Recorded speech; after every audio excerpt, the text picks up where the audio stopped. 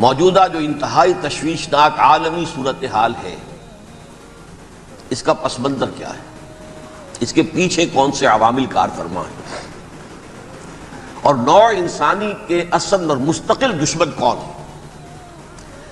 گویا کہ وہ جو ایک مصرع ہے کہ کون سیاہی گھول رہا ہے وقت کے بہتے دریا میں، امن عالم جو ہے ہو سکتا ہے تہو بالا ہو جائے، کہا جا رہا ہے شاید تیسری عالمگیر جنگ شروع ہو جائے گی، بش صاحب کہتے ہیں 10 سالہ جنگ ہوگی۔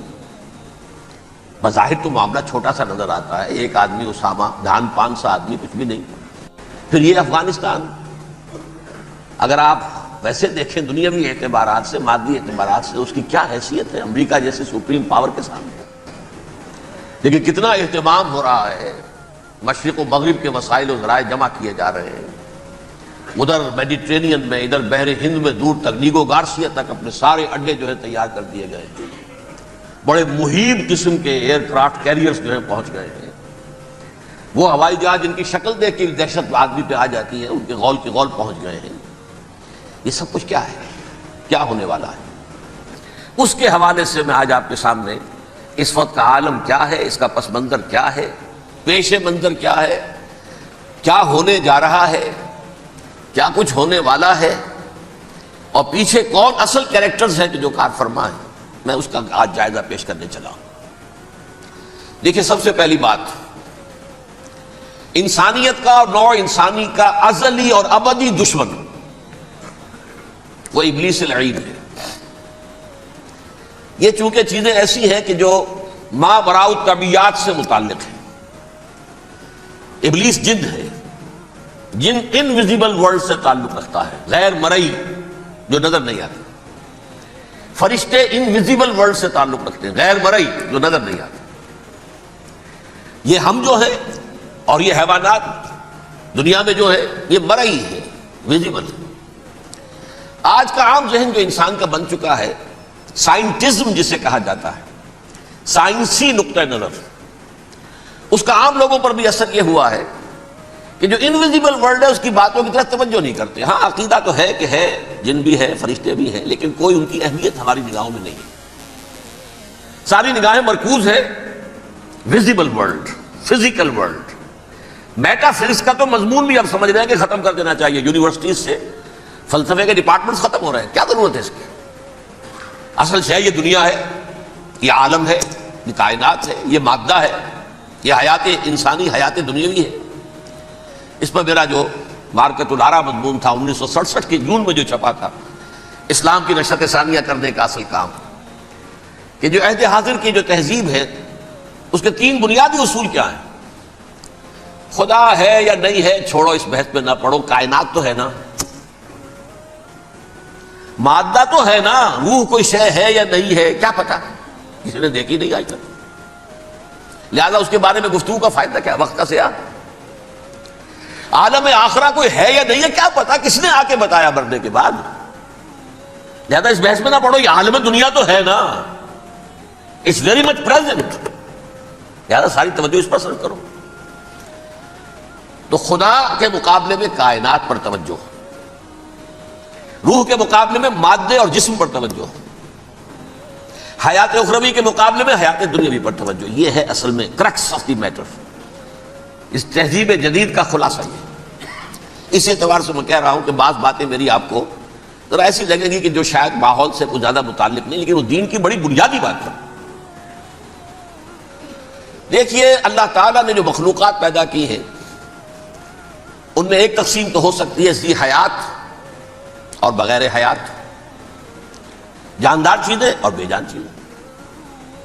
بے جان چیزیں بے شمار، یہ تمام فلکیات، یہ پوری کائنات، یہ زمین، یہ پہاڑ، یہ شجر و حجر، کیا ہے؟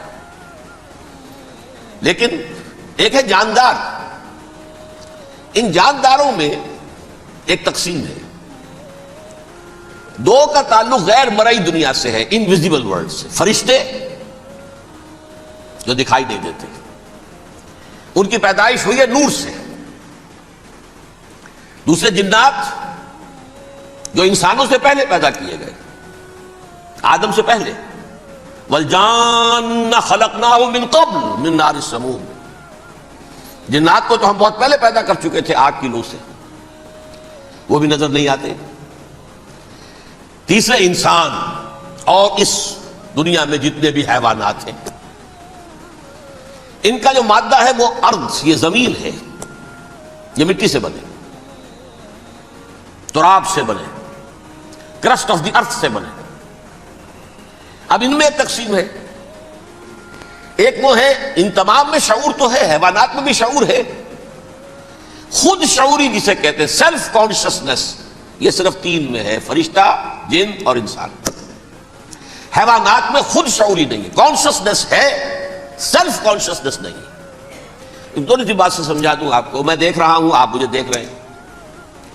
کتا بھی کوئی یہاں ہوتا تو مجھے دیکھ رہا ہوتا، لیکن کتے کو مجھے دیکھتے ہوئے یہ احساس نہیں ہوتا کہ میں دیکھ رہا ہوں. یعنی کتے کو یہ احساس نہیں ہوتا کہ وہ دیکھ رہا ہے، مجھے دیکھ تو رہا ہے، اس کو میں کا احساس نہیں ہے مجھے. میں جب دیکھ رہا ہوں تو میں سمجھتا ہوں میں دیکھ رہا ہوں، میں ہوں کوئی شے جو دیکھ رہا ہوں.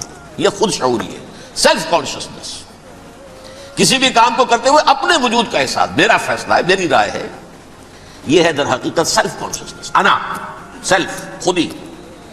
یہ حیوانات میں نہیں ہے، یہ ہے صرف ملائکہ، جنات اور انسان. اب یہاں مسئلہ پڑ گیا، بڑا پرپیچ مسئلہ. اللہ تعالیٰ نے پہلے حضرت ملائکہ کو پیدا کیا اور انسانی ارواح کو پیدا کیا نور سے، پھر ناک سے پیدا کیا، نار سے، آگ سے جنات کو، پھر مٹی سے بنایا، آدم کا حی اللہ، اس میں روح پھونک دی، اب آدم بن گئے. اعلان یہ کر دیا کہ خلافت عرضی جو ہے وہ آدم کو عطا کی جا رہی ہے. یہ پیچ پڑ گیا. اس پر تھوڑا سا اشکال تو فرشتوں کو بھی ہوا. قرآن میں ہے سورہ بقرہ کے 4 رکوع میں، اتجعل فیہا من یفسد فیہا ویسفک الدماء ونحن نسبح بحمدک ونقدس لک. پروردگار اس آدم کو تو خلافت دے رہا ہے، زمین کے اندر اختیار دے دے گا، یہ تو فساد کرے گا، خوریزی کرے گا. ہم تیری تسبیح و تحمید میں لگے ہوئے ہیں، جو بھی حکم ہو، ارشاد ہو، ہم بجا لاتے ہیں، تو ضرورت کیا ہے؟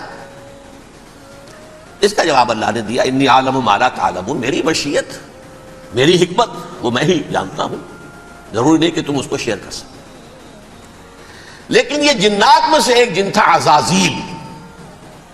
اب دیکھیے کہ جنات کو ایک قرب حاصل ہے ملائکہ کے ساتھ. کیوں؟ وہ نور سے پیدا کیے گئے، یہ نار سے پیدا کیے، کتنا قرب ہے دونوں میں.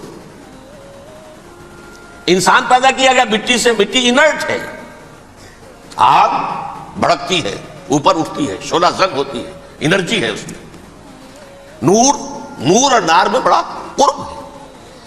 اور عربی کے ایک قاعدے سے تو یہ ایک ہی لفظ ہے، مادہ ایک ہی ہے، حروف علت جو ہے ایک دوسرے کی جگہ آ جاتی. یہ قرب ہے، اگرچہ زمین و آسمان کا فرق ہے دونوں میں. فرشتہ نور سے پیدا کیا گیا ہے، وہ پاک ہے، وہ اللہ کے کسی حکم کی خلاف ورزی کر ہی نہیں سکتا. لا یعصون اللہ ما امرہم ویفعلون ما یؤمرون. وہ جو بھی اللہ تعالیٰ حکم دیتا ہے اس کی کوئی معصیت کی نافرمانی نہیں کرتے، بلکہ جو حکم لیا جاتا ہے مان لیتے ہیں. ذرا سا اشکال ہوا تھا، پوچھ لیا، جواب مل گیا، خاموش ہو گئے بس. لیکن عزازیل نامی ایک جن تھا، جو ایک تو جن ہونے کی نسبت سے فرشتوں سے کچھ نہ کچھ مماثلت تھی، قرب تھا. دوسرے یہ علم میں، زہد میں، عبادت میں اتنا اونچا تھا، اتنا اونچا تھا، اتنا اونچا تھا کہ یہ ملائکہ ہی کے صف میں شامل ہو گیا. اس نے علم بغاوت بلند کر دیا. جب حکم دیا گیا کہ سجدہ کرو آدم کو، اب یہ دیکھیے کس قدر یہ اہم مضمون ہے. آپ سوچ رہے ہیں یہ باتیں آج پہلی مرتبہ ہمیں اس طرح سنائی جا رہی ہیں. یہ باتیں تو علم میں آتی نہیں ہمارے. وجہ کیا ہے؟ آپ کو دلچسپی نہیں ان چیزوں سے.